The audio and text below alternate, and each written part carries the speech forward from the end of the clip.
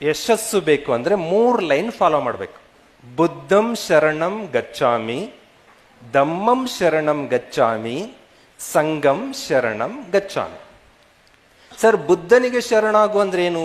ಗೌತಮ ಬುದ್ಧರು ನಾವೇನು ಬುದ್ಧಿಸ್ಟ್ ಹಾಗೆ ಹೀಗೆ ಅಂದ್ರೆ, ನೀವು ಬುದ್ಧಂ ಶರಣಂ ಗಚ್ಚಾಮಿ ಅಂದ್ರೆ ಗೌತಮ ಬುದ್ಧರಿಗೆ ಶರಣಾಗಬೇಕು ಅಂತಲ್ಲ. ಬುದ್ಧಿವಂತರು, ನಿಮಗಿಂತ ಪ್ರಬುದ್ಧರು, ನಿಮಗಿಂತ ಗುರುಗಳಿಗೆ ಶರಣಾಗು ಅಂತ. ನಿಮಗೆ ಗೈಡ್ ಮಾಡುವ ರೈಟ್ ಗುರು ಇದಾರಲ್ಲ, ನಿಮ್ಮ ಟೀಚರ್ಸ್, ಅವ್ರ ಮಾತನ್ನ 100% ಕೇಳಿಸ್ಕೊಂಡು ಅವ್ರನ್ನ ಕರೆಕ್ಟಾಗಿ ರಿಸೀವ್ ಮಾಡ್ಕೊಂಡ್ರೆ ಬುದ್ಧನಿಗೆ ಶರಣಾದ್ರಿ ಅಂತ. ಬಟ್ ನಿಮ್ ಬ್ಯಾಡ್ ಲಕ್, ಕೆಲವೊಂದು ಸಬ್ಜೆಕ್ಟ್ ಟೀಚರ್ಸೇ ಸರಿ ಇರಲ್ಲ. ಟೀಚರ್ಸ್ ಸರಿ ಇಲ್ದಾಗ ಬುದ್ಧನೇ ಸರಿ ಇಲ್ಲ ಅಂದ್ರೆ ಬುದ್ಧನಿಗೆ ಶರಣಾಗದೇನ್ ಬಂತು? ಅವಾಗ ಅವ್ರು ಆಲ್ಟರ್ನೇಟ್ ಕೊಡ್ತಾರೆ ಗೌತಮ ಬುದ್ಧರು, ಧಮ್ಮಂ ಶರಣಂ, ಧರ್ಮ ಗ್ರಂಥಗಳಿಗೆ ಸರೆಂಡರ್ ಆಗ್ರಿ. ಪುಸ್ತಕಗಳಿದಾವೆ, ಪುಸ್ತಕಗಳು ಓದ್ಕೊಳ್ರಿ, ಅದ್ರ ಮೂಲಕ ಸಕ್ಸಸ್ ಪಡೀರಿ. ಗುರುನು ಸರಿ ಇಲ್ಲ, ಪುಸ್ತಕನೂ ಸಿಗ್ತಾ ಇಲ್ಲ ಅಂದ್ರೆ ಒಳ್ಳೆ ಫ್ರೆಂಡ್ಸ್, ಸಂಘ ಸರಿ ಇರಬೇಕು.